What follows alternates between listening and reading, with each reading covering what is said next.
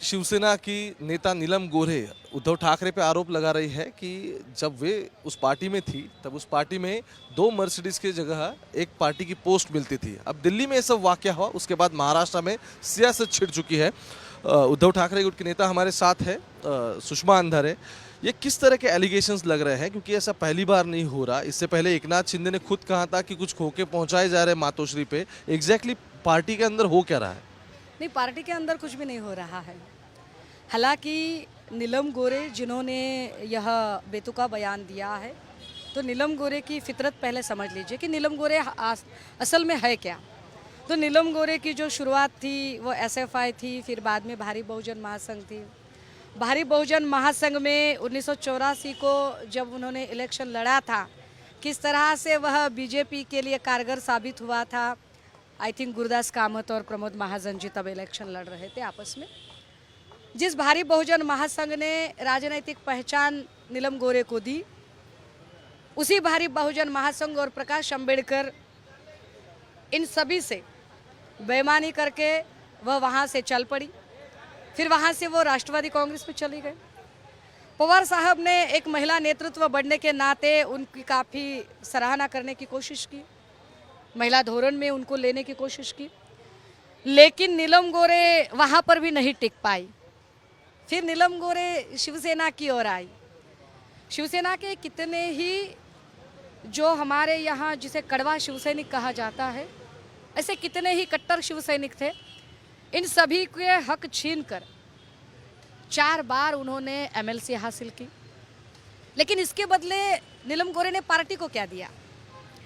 Party के लिए जिस पूना में वह रहती है, उस पूना में एक कारपोरेटर छोड़िए, वह जिस इलाके में रहती है मॉडल कॉलोनी, उस मॉडल कॉलोनी में शिवसेना की एक शाखा तक वह शुरू नहीं कर पाई।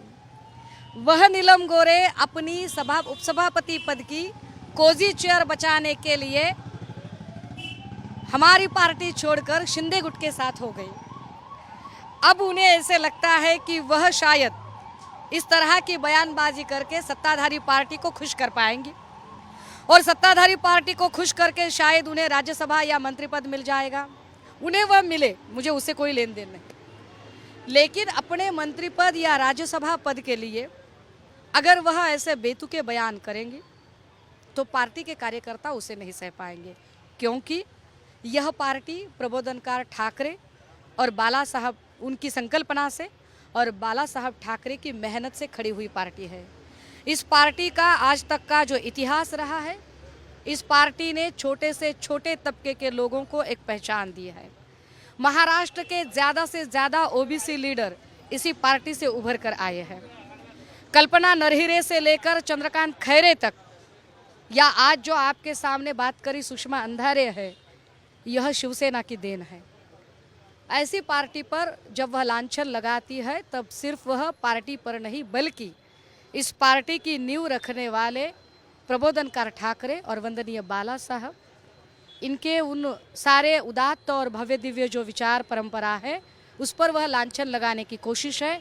मुझे यह एक सिंपल सा स्टेटमेंट नहीं लगता, बल्कि सत्ताधारी लोगों की एक सोची समझी साजिश के मुताबिक नीलम गोरे का यह बयान आया है, जो हमारी पार्टी की प्रतिमा को जानबूझकर मलिन करने की कोशिश की जा रही है, जो हम नहीं सह पाएंगे।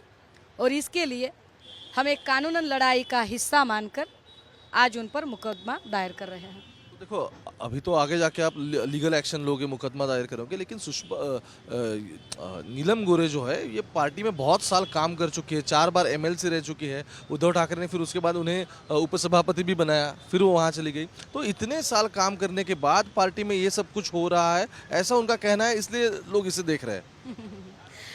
कल अगर आपने उनका बयान बहुत ध्यान से सुना होगा ना, तो उन्होंने ऐसे कहा कि मेरा ऐसा अनुभव है, मैंने यह देखा है, और वह कहती है कि कलेक्शन का काम एकनाथ शिंदे की तरफ था।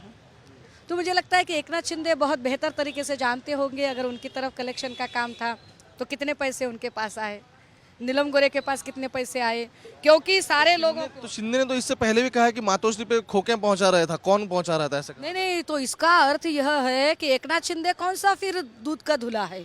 इसका अर्थ यह है कि एकनाथ शिंदे हो या नीलम गोरे हो, ये सारे क्रिमिनल हैं। अगर ये उसूलों के पक्के होते तो तभी बाहर निकल आते। चार दफ़ा अगर वह एमएलसी लेते हैं, मिनिस्ट्री लेते हैं, तब आपको अच्छा लगता था।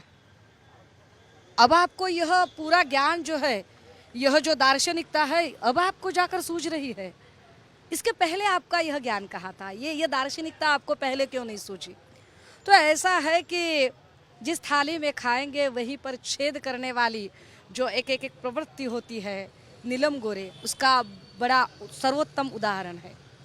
आखिरी सवाल, आपने कहा मुकदमा दायर करोगे, ये किस तरीके का लीगल एक्शन रहेगा? क्या प्रिपरेशन है इसके लिए?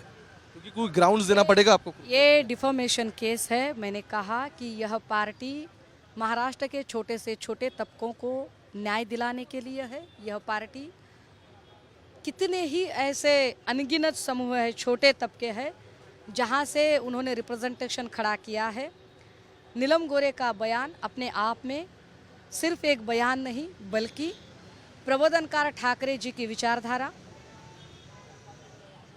बाला साहब ठाकरे की मेहनत और महाराष्ट्र के कितने ही अनगिनत कार्यकर्ता जिन्होंने अपने खून पसीने से इस पार्टी को सींचा है, उन सभी को आहत किया है और उन सभी की आन बान शान पर एक तरह से तोहमत लगाने की कोशिश की है और इसीलिए हम डिफॉर्मेशन सूट दायर कर रहे हैं। बहुत बहुत शुक्रिया।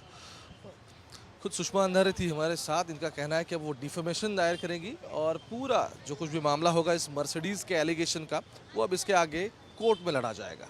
महाराष्ट्र की सियासत चुनाव के बाद भी कायम है। कैमरा पर्सन गोपाल हरने के साथ ओमकार बाबले, आज तक।